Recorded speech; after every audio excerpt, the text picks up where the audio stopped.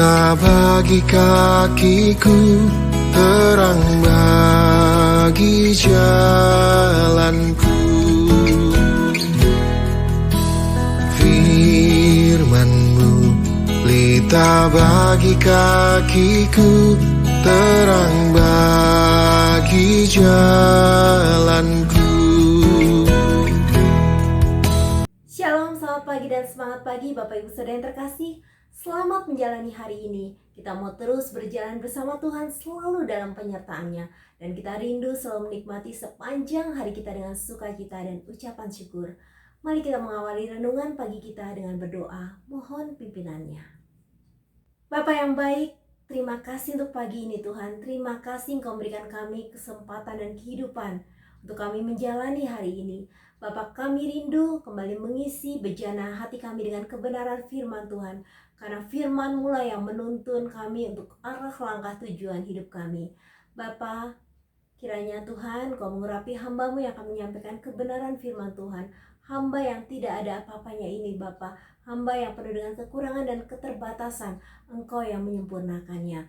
Berkati Bapak Ibu Saudara dimanapun berada, Tuhan berikan kesehatan, kekuatan bagi yang sedang sakit. Tuhan berikan kesembuhan dan pemulihan yang sempurna. Pagi hari ini Tuhan, kami rindu datang untuk merenungkan kebenaran firman Tuhan.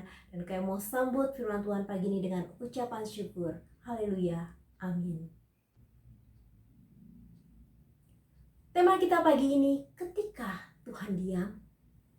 Pernahkah kita mengalami berada di penantian yang panjang? Kita sudah berdoa dengan tekun, namun jawaban yang kita harapkan belum terrealisasi. Dan sepertinya kita harus tetap menanti untuk jangka waktu yang kita tidak tahu sampai kapan.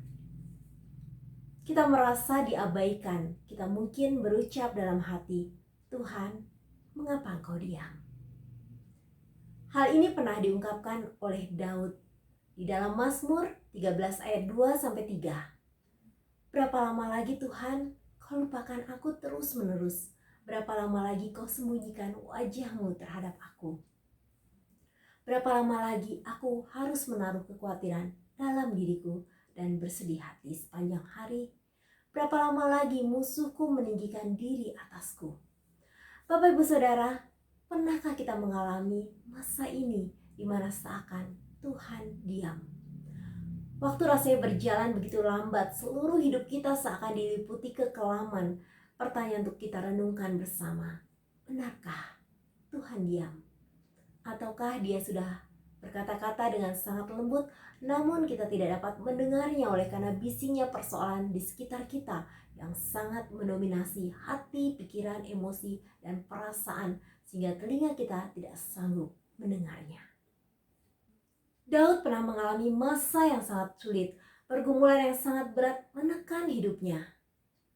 Ancaman pembunuhan yang membuatnya ketakutan. Hidupnya tidak tenang, penuh kecemasan. Bahkan kemanapun Daud bersembunyi, seakan mara bahaya terus mengintainya. Dalam keadaan ini Daud merasa seakan Tuhan hanya diam. Secara manusia, Daud sudah tidak kuat lagi menghadapi teror dari Raja Saul. Dia ingin segera bebas dari Saul yang ingin membunuhnya. Dalam keadaan seperti ini, Daud justru merasa Allah sedang melupakannya, Allah sedang bersembunyi. Dalam keadaan jiwa yang tertekan, Daud berkata, berapa lama lagi Tuhan Kau lupakan aku terus-menerus? Kata melupakan dalam Kamus Besar Bahasa Indonesia adalah menghapus dari ingatan. Daud benar-benar merasa sendirian menghadapi masalah hidupnya yang sangat berat. Daud merasa Allah sedang melupakan dan mengabaikannya. Dalam kehidupan Daud yang selalu diwarnai kemenangan demi kemenangan, semua orang melihat Daud sebagai pahlawan yang gagah berani, pribadi yang tangguh dan tak terkalahkan. Daud menyadari betul semua kemenangan yang diraihnya bukan karena kekuatannya. Contohnya, ketika ia menghadapi Goliat yang sangat besar dan kuat, Daud yakin akan menang karena dia tahu dia sudah memegang kunci kemenangan dari Allah. Maka dengan lantang Daud menghadapi Goliat, dia begitu percaya diri di dalam 1 Samuel 17 ayat 45-46. Tetapi Daud berkata kepada orang Filistin itu, engkau mendatangi aku dengan pedang dan tombak dan lembing, tapi aku mendatangi engkau dengan nama Tuhan semesta alam, Allah segala barisan Israel yang kau tantang itu. Hari ini juga Tuhan akan menyerahkan engkau ke dalam tanganku, dan aku akan mengalahkan engkau dan memenggal kepalamu dari tubuhmu. Ada banyak kemenangan lain yang dialami oleh Daud. Di antaranya, pertama, Daud berhasil memukul kalah orang Filistin dan menundukkan mereka. Lalu Daud mengambil kendali pemerintahan atas ibu kota dari tangan orang Filistin. Kedua, Daud berhasil menaklukkan orang Moab. Ketiga, Daud berhasil memukul kalah Hadadezer. Yang keempat, Daud menawan 1.700 orang pasukan berkuda dan 20.000 orang pasukan berjalan kaki. Kelima, Daud menewaskan 22.000 orang Aram. Masih ada begitu banyak kemenangan-kemenangan lain yang telah Daud raih. Ia telah terbiasa mengalami langsung kemegahan dari pernyataan kuasa Allah. Allah selalu hadir dalam setiap peperangan yang melibatkan Daud dengan gelegar kedahsyatannya. Namun mengapa? Di saat Daud sedang menghadapi masalah besar dan nyawanya terancam, seolah Tuhan hanya diam. Bahkan membiarkan keadaan ini terus berlarut-larut. Bahkan Saul justru semakin berambisi untuk menghabisi Daud. Dia selalu mencari tahu tempat di mana Daud bersembunyi dan terus mengejarnya. Mungkin saat ini Bapak Ibu Saudara sedang mengalami apa yang pernah Daud alami. Pandangan mata tidak mampu melihat secercah cahaya yang dapat membawa keluar dari kegelapan. Berharap ada sentuhan tangan kasih yang akan menyelamatkan dan membawa kita keluar dari zona kekelaman. Namun sama sekali kita tidak dapat merasakan sentuhan itu. Bapak Ibu Saudara, because the most beautiful thing in the world sometimes can be seen in the view or probable to the touch, they can only be felt with the heart. Ketahuilah, hal-hal terindah di dunia ini terkadang tidak bisa terlihat dalam pandangan atau teraba dengan sentuhan. Mereka hanya dapat terasakan dengan hati.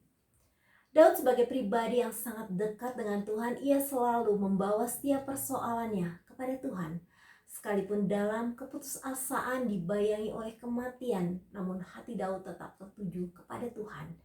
Di dalam hatinya ia tetap merasakan sentuhan kasih Allah. Daud betul-betul menyadari ada keindahan yang dapat dirasakan dengan hati saat ia berada dalam hadirat Tuhan. It's the best and most beautiful thing in this world. Can be seen or touched. They must be felt with the heart. Hal-hal terbaik dan terindah di dunia ini tidak bisa dilihat atau disentuh. Semuanya harus dirasakan dengan hati. Bapak Ibu Saudara yang terkasih, hal yang dapat kita teladani dari Daud ketika menjalani suatu masa yang berat, masa di mana seolah Tuhan diam. Pertama, Daud selalu menanti-nanti Tuhan. Mazmur 13 ayat 4, pandanglah kiranya, jawablah aku ya Tuhan Allahku, buatlah mataku bercahaya supaya jangan aku tertidur dan mati. Kedua, Daud tidak mudah menyerah, supaya musuhku jangan berkata, aku telah mengalahkan dia, dan lawan-lawanku bersorak-sorak apabila aku goyah. Yang ketiga, Daud menaruh kepercayaan total kepada Tuhan dan ia bersukacita karena Tuhan. Tetapi aku kepada kasih setiamu aku percaya, hatiku bersorak-sorak karena penyelamatanmu. Keempat, hidup Daud dipenuhi dengan pujian dan penyembahan di hadapan Allah. Aku mau menyanyi untuk Tuhan karena ia telah berbuat baik kepadaku. Daud tidak larut dalam kemelut, ia tidak terpuruk oleh keadaan yang buruk, ia tidak menyerah walau telah dikepung musuh. Daud tetap optimis sekalipun keadaan memaksanya untuk pesimis. Daud percaya bersama Tuhan ada pintu terbuka yang sudah Tuhan siapkan baginya. When one door of happiness closes, another opens, but often we look so long at the closed door that we don't see the one which has been opened for us. Salah satu pintu kebahagiaan tertutup, pintu yang lain terbuka. Hanya seringkali kita terpaku begitu lama pada pintu yang tertutup sehingga tidak melihat yang telah terbuka untuk kita. Saat ini mungkin kita merasa Allah sedang diam saja, namun sesungguhnya Allah sedang mengungkapkan kehadirannya dengan cara yang lembut dan tenang. Mungkin kita merasa Allah sangat jauh dari kita, tapi sungguhnya Allah tidak pernah menjauh dari kita. Kitalah yang seringkali menjauh darinya. Bapak Ibu Saudara, Allah tidak jauh dari kita, Dia hanya sejauh doa. Mari kita selalu menaikkan doa di hadapan Tuhan, sebab tidak ada yang sia-sia dari doa yang kita panjatkan, karena mujizat pasti terjadi. Daud semakin mengalami kedekatan dengan Allah dan ia merasakan ketenangan, sehingga ia pernah berkata, hanya dekat Allah saja aku tenang, daripadanya lah keselamatanku. Melalui doa, ada perubahan yang terjadi dalam diri Daud. Keraguan diubahkan menjadi sikap optimis. Hanya Dialah gunung batuku dan keselamatanku, kota bentengku, aku tidak akan goyah. Sekalipun masalah yang dihadapi Daud belum selesai saat itu juga, keadaan juga tidak langsung membaik, situasi masih belum kondusif. Namun cara pandang Daud diubah oleh Tuhan. Daud dibawa untuk mengingat kembali apa yang telah Allah lakukan baginya di masa lampau. Allah telah melindungi nyawanya, Allah telah menjadi pembela bagi Daud sehingga ia selalu memenangkan peperangan. Oleh karena itu Daud menetapkan hati untuk mempercayai Tuhan. Daud pun mengubah keluhannya menjadi pujian di hadapan Tuhan.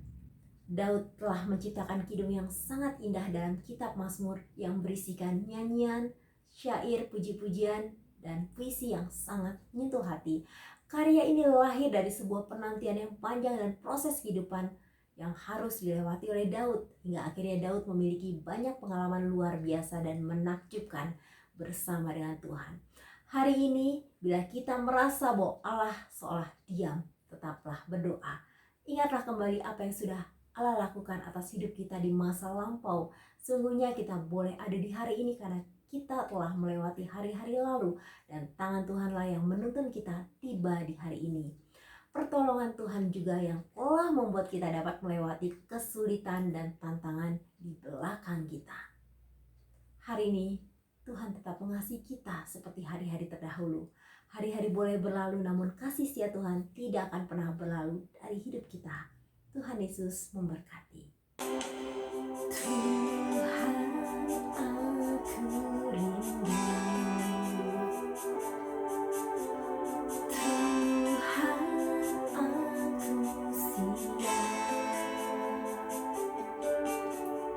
Penuhi aku dengan roh-Mu, ku rindu lawatan-Mu,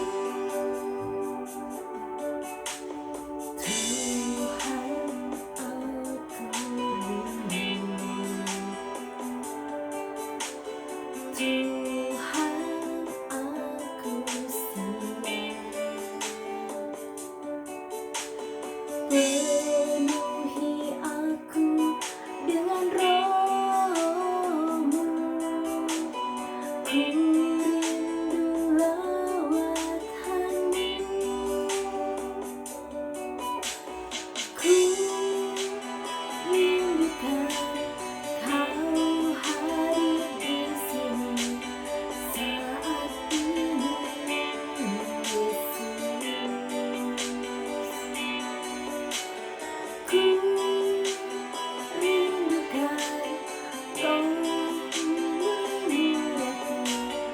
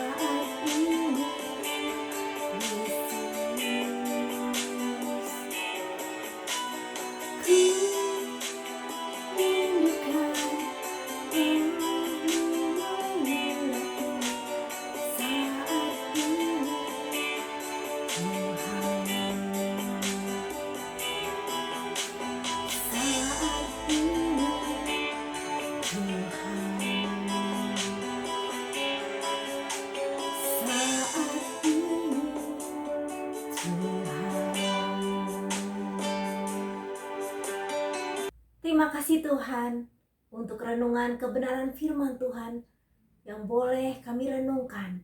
Dan kami bersyukur Bapa, Tuhan Kau terus memberikan firman-Mu setiap saat dalam kehidupan kami.